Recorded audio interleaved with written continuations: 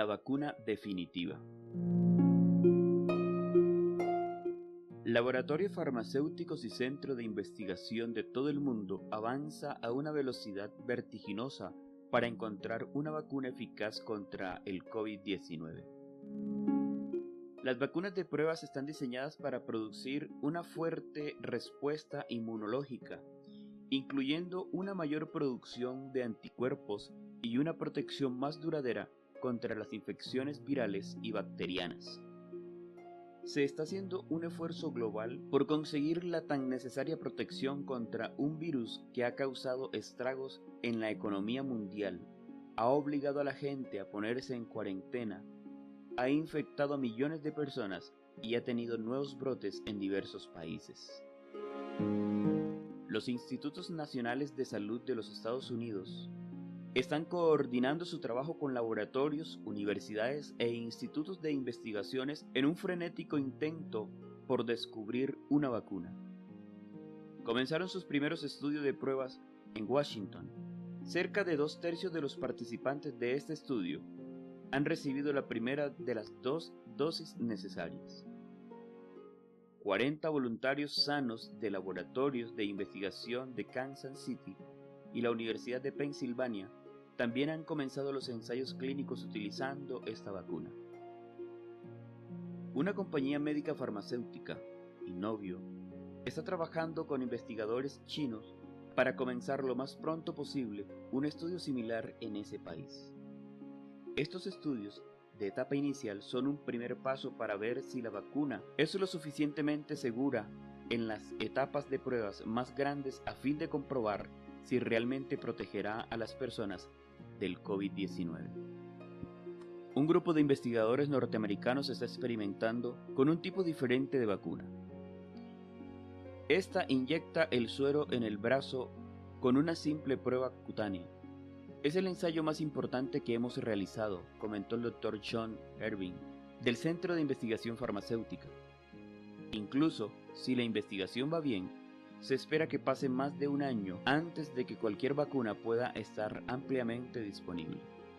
Se está diseñando docenas de potenciales vacunas en laboratorios de todo el mundo, para las cuales se espera que el proceso de prueba continúe durante los próximos meses.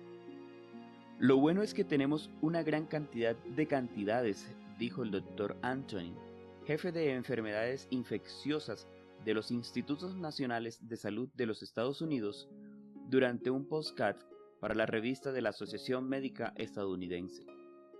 Uno de los principales investigadores en este campo hizo una fascinante declaración. Las personas están llamando a la puerta para participar de este estudio.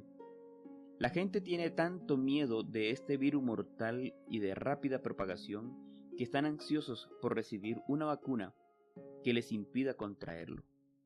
Aunque esta pandemia ha causado cientos de miles de muertes en todo el mundo, hay otro virus que ha infectado a la humanidad y que es aún más mortal. El COVID-19 puede destruir nuestros cuerpos, pero este otro virus mortal puede tomar más que nuestras vidas físicas. Jesús hizo esta notable declaración: no tengan miedo de los que matan el cuerpo, pero no pueden matar el alma. Teman más bien al que puede hacer perecer almas y cuerpo en el infierno. Mateo 10:28. El virus del pecado es mucho más mortal que el coronavirus. El COVID-19 puede destruir el cuerpo, pero el pecado puede destruir nuestro cuerpo y nuestra alma. Una vez infectados con el virus del pecado, el pronóstico es de muerte, a menos que exista una vacuna. ¿Cómo comenzó esta pandemia del pecado y cuál es la vacuna definitiva a este problema?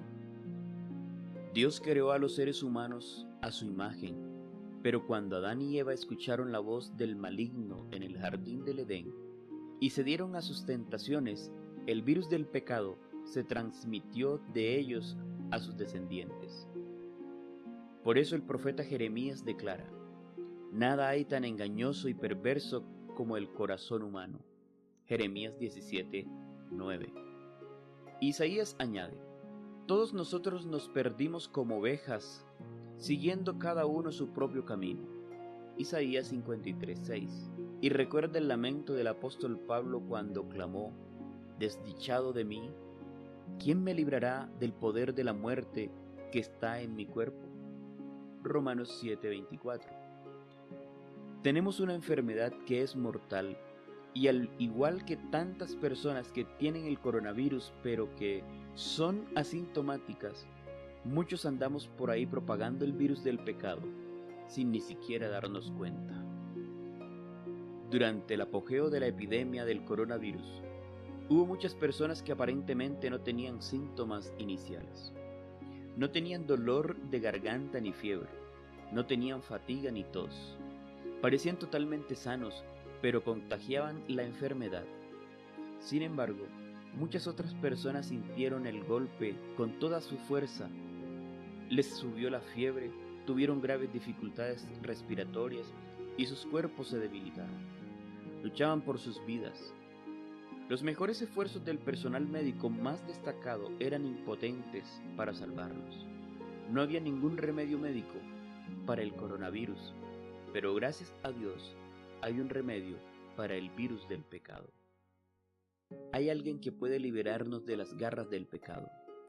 Cuando el apóstol Pablo exclamó: desdichado de mí, ¿quién me librará del poder de la muerte?, no nos dejó con una pregunta pendiente de respuesta. Al contrario, él respondió su propia pregunta declarando triunfantemente: solamente Dios, a quien doy gracias por medio de nuestro Señor Jesucristo. Romanos 7:24 y 25. Hay un médico que tiene el remedio para el virus del pecado. Jesús se sumergió en el oscuro pozo del pecado para hacer frente a la emergencia. El médico divino entró en el terreno de los asuntos humanos con los anticuerpos necesarios para liberarnos de este virus mortal. Él vino a este pozo de serpientes que es nuestro mundo caído, se enfrentó directamente a las tentaciones de Satanás y salió victorioso. Satisfizo las demandas de la ley que hemos quebrantado. Murió la muerte que era nuestra para que nosotros pudiéramos vivir la vida que era suya. La cruz revela al universo entero las profundidades a las que Cristo está dispuesto a llegar para salvarnos. En cuanto a Cristo, las Escrituras dicen: Cristo mismo llevó nuestros pecados en su cuerpo sobre la cruz. Primera de Pedro 2:24. La cruz del Calvario revela un amor más allá de la comprensión humana. Mirando al Hijo de Dios crucificado, podemos decir como el apóstol Pablo que Cristo me amó y se entregó a la muerte por mí. Gálatas 2:20. La gracia de Cristo es inmerecida e inmerecida. Jesús murió la agonizante y dolorosa muerte que los pecadores perdidos morirían. Él experimentó completamente la ira del Padre o el juicio contra el pecado. Fue rechazado para que nosotros pudiéramos ser aceptados. Murió la muerte que era nuestra para que nosotros pudiéramos vivir la vida que era suya. Llevó la corona de espinas para que pudiéramos llevar una corona de gloria. Fue clavado en una cruz, en posición vertical, con un dolor atroz, para que nosotros pudiéramos reinar en un trono con los redimidos de todas las edades. Llevó el manto de la vergüenza para que pudiéramos llevar las ropas de la realeza para siempre. Maravilla de todas las maravillas, en nuestra vergüenza y culpabilidad, Jesús no nos rechazó. Al contrario, nos alcanzó amorosamente y nos acepta como suyos. Él es el Cordero de Dios que quita el pecado del mundo. Juan 1:29. En el santuario del Antiguo Testamento, el Cordero que moría representaba el cuerpo quebrantado, mayugado, maltratado y sangriento de nuestro Salvador Jesucristo. Bien entendidos, estos sacrificios apuntan hacia una vieja y áspera cruz. Hablan de los clavos y la corona de espinas. Hablan de la farsa, de un juicio de la agonía de un hombre, del ridículo al que los sometieron los soldados romanos y de las burlas de la multitud. Hablan del costo del pecado, de la condena de la ley y de la maravilla de la gracia. La cruz de Cristo habla de un amor tan maravilloso, tan asombroso, tan divino, que prefería llevar la condena, la culpa y la pena del pecado sobre sí mismo que ver a uno de sus hijos eternamente perdido. Hay una declaración muy profunda en El deseado de todas las gentes, un libro que revela las profundidades del sacrificio de Cristo. Con fieras tentaciones, Satanás torturaba el corazón de Jesús. El Salvador no podía ver a través de los portales de la tumba. La esperanza no le presentaba su salida del sepulcro como vencedor, ni le hablaba de la aceptación de su sacrificio por el Padre. Temía que el pecado fuese tan ofensivo para Dios que su separación resultase eterna. Sintió la angustia que el pecador sentía cuando la misericordia no interceda más por la raza culpable. El sentido del pecado que atraía la ira del Padre sobre él como sustituto del hombre fue lo que hizo tan amarga la copa que bebía el Hijo de Dios y quebrantó su corazón. Esta es la historia de la gracia redentora de Dios. Esta es la historia de un Salvador que nos ama de manera inconmensurable. Esta es la historia de un Jesús que, por amarnos tanto, prefería experimentar el infierno mismo antes que perder a uno de nosotros. Esta es la historia de un ilimitado, insondable, incomprensible, interminable, infinito amor que anhela que estemos con Él eternamente. Esta es la historia del divino Hijo de Dios, que estaba dispuesto a asumir la culpa, la condenación y las consecuencias de nuestro pecado, y a separarse de su Padre para siempre, si eso era lo que hacía falta para salvarnos. La muerte de Cristo en la cruz nos libera de la condenación del pecado, la culpa, la vergüenza y la pena máxima. La sangre derramada por Cristo es la única vacuna efectiva para el virus del pecado. Pero la historia no termina en la cruz. Si Jesús hubiera muerto pero no hubiera resucitado, sería considerado un mártir que murió por una buena causa. Si nunca hubiese conquistado la muerte, ¿qué esperanza tendríamos de vida eterna? Se necesita tanto al Cristo muerto como al Cristo vivo para redimirnos. El Cristo resucitado nos libera de las garras del pecado. El dominio del pecado en nuestras vidas se ha quebrantado. Ya no nos tiene en sus garras. Hay un poder más fuerte que la influencia de nuestra herencia, nuestro entorno o nuestros errores pasados. Es el poder del Cristo vivo, resucitado de entre los muertos y que cambia nuestras vidas. Si la tumba de Cristo no estuviera vacía, nuestras vidas no podrían estar llenas. Si su cuerpo estuviera todavía en la tumba, no habría ninguna seguridad de que nuestros cuerpos pudieran salir de la tumba. Si Él no hubiese resucitado, nosotros tendríamos pocas esperanzas de resucitar. Aquí está la buena noticia.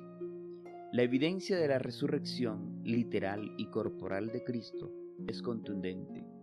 En el Evangelio de Mateo leemos: al día siguiente, es decir, el sábado, los jefes de los sacerdotes y los fariseos fueron juntos a ver a Pilato, y le dijeron: Señor, recordamos que aquel mentiroso, cuando aún vivía, dijo que después de 3 días iba a resucitar.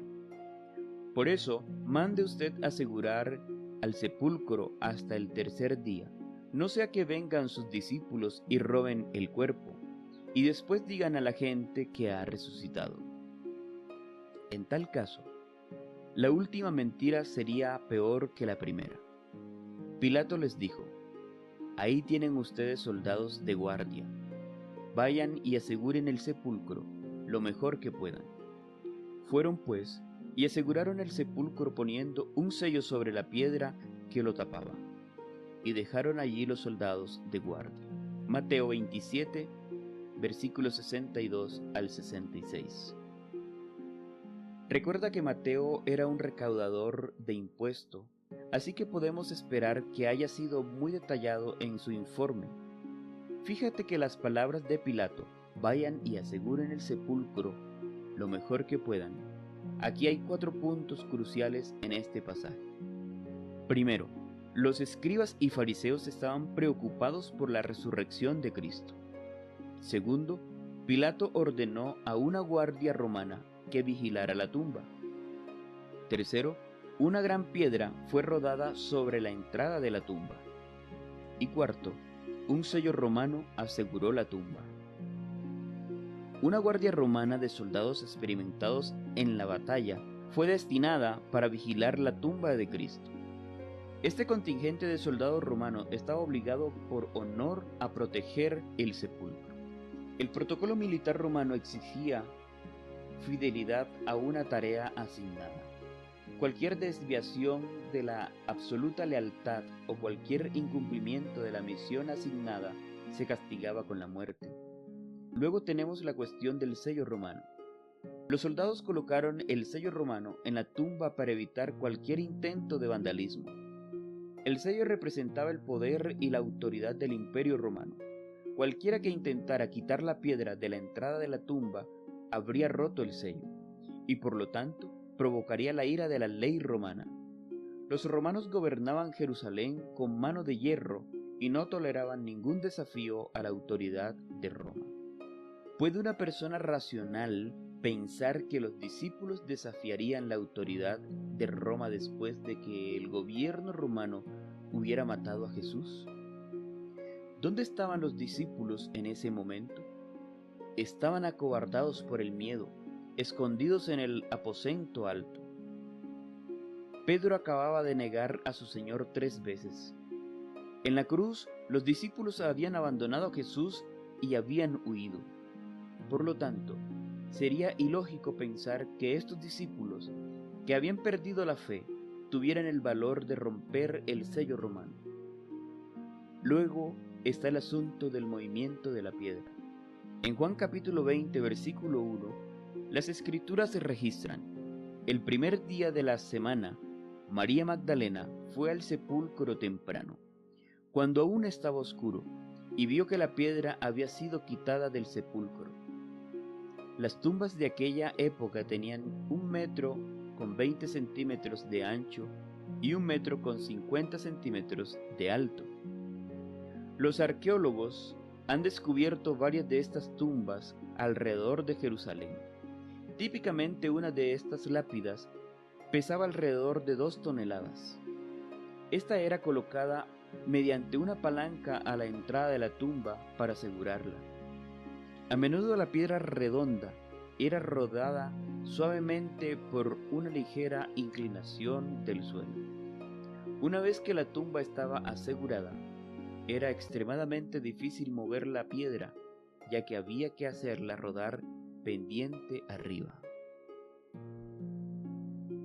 Josh McDowell hace una buena observación cuando afirma que se tomaron tantas precauciones de seguridad con el juicio, la crucifixión, el sepelio, la sepultura, el sellamiento y la custodia de la tumba de Cristo, que se hace muy difícil para los críticos defender la posición de que Cristo no resucitó de entre los muertos. ¿Dónde estaban los discípulos cuando María se acercó por primera vez a la tumba? Estaban escondidos en el aposento alto, temiendo que pudieran ser capturados y luego asesinados. Una de las mayores evidencias de la resurrección de Cristo es la transformación de la vida de los discípulos cuando proclamaron poderosamente su resurrección. ¿A dónde fueron primero? Volvieron a Jerusalén, al lugar del que habían huido. Eventualmente, cada uno de estos discípulos, excepto Juan, murió como mártir. Santiago fue decapitado. Pedro fue crucificado al revés. Es absurdo pensar que este grupo de discípulos moriría por una mentira que ellos mismos hubiesen inventado. El historiador Paul Maier observa que si todas las pruebas son sopesadas cuidadosa y justamente, es en efecto justificable, de acuerdo con los cánones de la investigación histórica, concluir que el sepulcro de José de Arimatea, en el que Jesús fue enterrado, estaba en realidad vacío en la mañana de la primera Pascua. Y aún no se ha descubierto ni una pizca de evidencia en las fuentes literarias o arqueológicas que refute esta afirmación. Hay múltiples testigos de la resurrección de Cristo que atestiguan que Él está vivo. Jesús se le apareció a María Magdalena junto a la tumba. Se les apareció a las mujeres que habían ido a ungir su cuerpo. Se les apareció a 2 discípulos en el camino a Emaús. Se les apareció a 10 de los 11 discípulos en el aposento alto el domingo por la noche. Y otra vez a Tomás y a los discípulos. Se le apareció a 500 creyentes reunidos en las colinas de Galilea antes de su ascensión al cielo. Ellos afirmaron que se les apareció durante un periodo de 40 días. El apóstol Pablo relató que Jesús se le apareció a más de 500 de sus seguidores a la vez, la mayoría de los cuales aún estaban vivos y podían confirmar el relato de Pablo. A menudo, la Biblia presenta profundas lecciones en términos muy sencillos. Por ejemplo, el Evangelio de Mateo nos dice: pasado el sábado, cuando al anochecer comenzaba el primer día de la semana, María Magdalena y la otra María fueron a ver el sepulcro. Mateo capítulo 28, versículo 1. Nos detendremos un momento para reflexionar sobre el significado de este pasaje. Piensa en qué pensarían los discípulos ese sábado. Estaban decepcionados, desanimados y abatidos. Sus esperanzas se habían desvanecido como una sombra. Pedro y Juan habían dejado su próspero negocio de pesca para seguir a Jesús. Habían arriesgado su futuro y su fortuna por seguir a ese predicador judío itinerante de Nazaret. Pero, ¿y ahora qué? ¿Cuál era su futuro? Jesús había muerto. Mateo había arriesgado toda su carrera para seguir a Jesús. Tenía una posición segura como recaudador de impuestos, pero tras todo lo que había pasado, ahora no podía volver a su empleo anterior. Su carrera como recaudador de impuestos había terminado. ¿Cómo veía su futuro durante las horas del viernes por la noche y el sábado? Y piensa en María de Magdalena. Era una mujer de mala reputación que había encontrado el perdón, la misericordia y la gracia de Cristo. Por primera vez en su vida había descubierto a alguien que la amaba con un amor puro, desinteresado y divino. Jesús había expulsado de ella los demonios que la habían atormentado durante tanto tiempo. En Jesús había encontrado una nueva esperanza. En Él había descubierto una razón para vivir. En Él tenía un nuevo propósito. En Él tenía un futuro hoy, mañana y por siempre. Pero ahora Jesús estaba muerto. La última vez que ella había visto el cuerpo de Cristo estaba quebrantado, mayugado y ensangrentado. Ella se había alejado con angustia y profunda pena por la crucifixión. No podía soportar ver la sangre roja y espesa que brotaba de sus manos y de su frente. No podía soportar ver la pena en sus ojos ni su cuerpo lleno de dolor. No podía soportar tanto horror. Unámonos a María y a sus compañeros en su camino a la tumba para embalsamar el cuerpo de Cristo. Estaba amaneciendo y la oscuridad se estaba desvaneciendo. Los últimos días había sido de profunda tristeza y decepción. Las esperanzas se habían visto truncadas como una botella lanzada contra la pared y rota en 1000 pedazos. Los discípulos estaban aislados en el aposento alto, temerosos de salir de allí e inseguros de su futuro. Durante la pandemia del COVID-19, millones de personas han sido encerradas en sus casas cumpliendo con una especie de cuarentena autoimpuesta. Están absolutamente petrificadas y temen salir.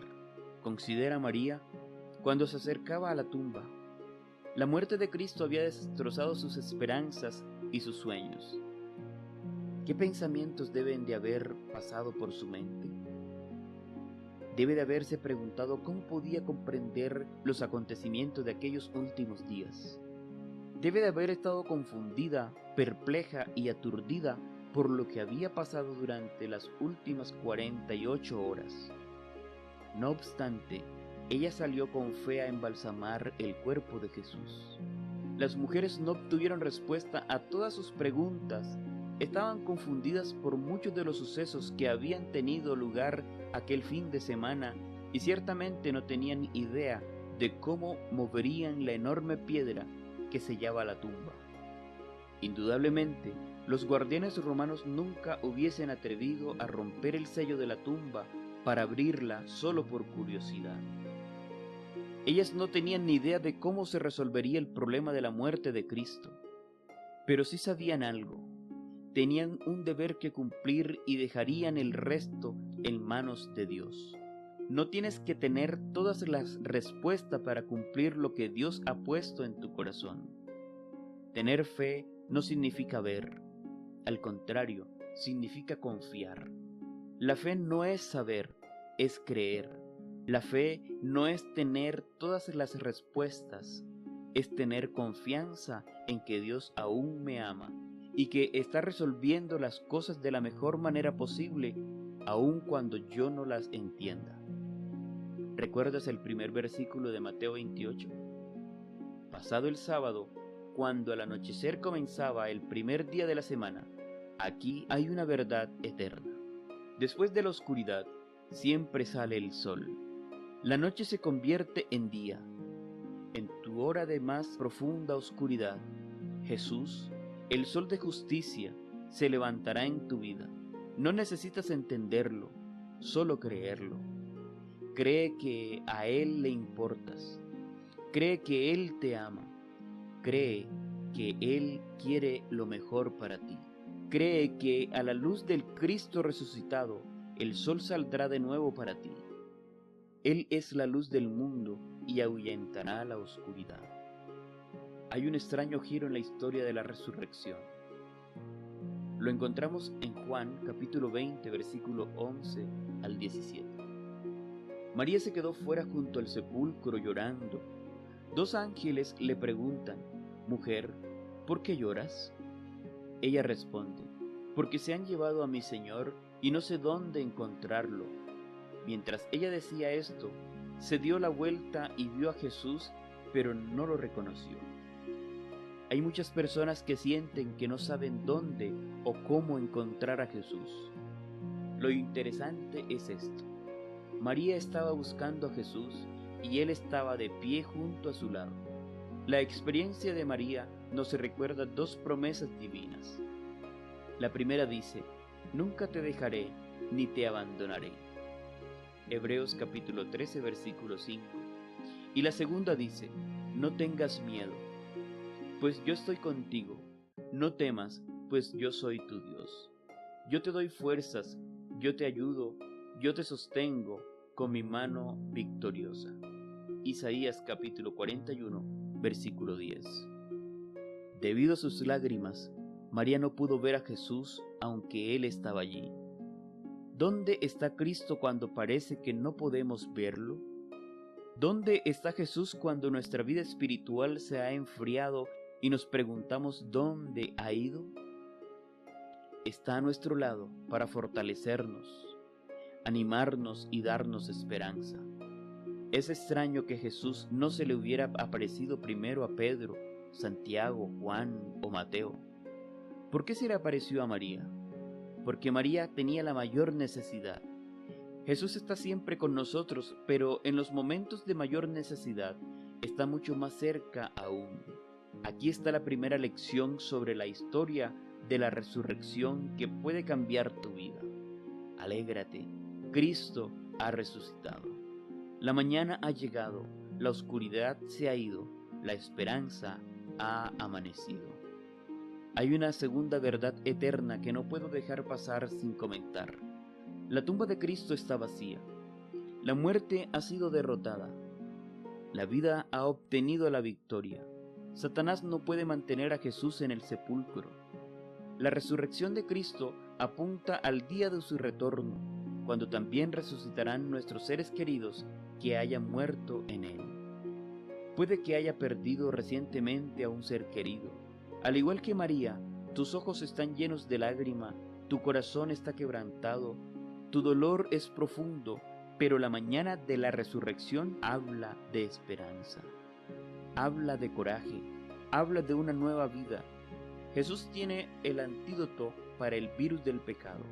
Murió por nosotros, vive por nosotros y vendrá de nuevo por nosotros. En el Nuevo Testamento, cada vez que Jesús se enfrentó a la muerte fue derrotada y Cristo salió victorioso. Jesús se enfrentó a la muerte en la casa de Jairo, uno de los jefes de la sinagoga. Cuando dijo las palabras, muchacha, a ti te digo, levántate, la muerte huyó. Marcos 5, 41. La muerte pierde su dominio en la presencia del Cristo vivo. De nuevo en la tumba de Lázaro, en presencia de Jesús, la muerte perdió y Jesús ganó. La tumba no pudo contener al amigo de Jesús cuando el maestro declaró, Lázaro, sal de allí. La muerte fue derrotada y Lázaro salió vivo de la tumba. Y en la tumba de Cristo, esa mañana de la resurrección, la muerte fue derrotada definitivamente. En la tumba de Cristo, esa mañana de la resurrección, el último enemigo fue vencido. En la tumba de Cristo, esa mañana de la resurrección, el arma más grande de Satanás fue destruida. La muerte fue derrotada. Ahora nuestros corazones pueden latir con esperanza. Las palabras del apóstol Pablo resuenan a través del tiempo. Quiero que conozcan el designio secreto de Dios. No todos moriremos, pero todos seremos transformados en un momento, en un abrir y cerrar de ojos, cuando suene el último toque de trompeta, porque sonará la trompeta y los muertos serán resucitados para no volver a morir, y nosotros seremos transformados. La resurrección de Jesús es la garantía eterna de que los que han creído en Él y han sido transformados por su gracia resucitarán un día cuando vuelva para llevarnos a casa. En la tumba de Cristo, esa mañana de la resurrección, nuestro destino eterno fue sellado. Sin la resurrección, la vida eterna que Cristo prometió no podría haber sido una realidad. Esta es la razón por la que los escritos del Nuevo Testamento ponen tanto énfasis en la resurrección. La mencionan más de 300 veces. En esa mañana de la resurrección, hace 2000 años, Cristo triunfó sobre Satanás. La vida triunfó sobre la muerte. La fe triunfó sobre el miedo. La esperanza triunfó sobre la desesperación. La alegría triunfó sobre el dolor. Es hora de regocijarse. Cristo ha resucitado. La muerte ha perdido su poder sobre nosotros. Muy pronto Jesús vendrá a llevarnos a casa.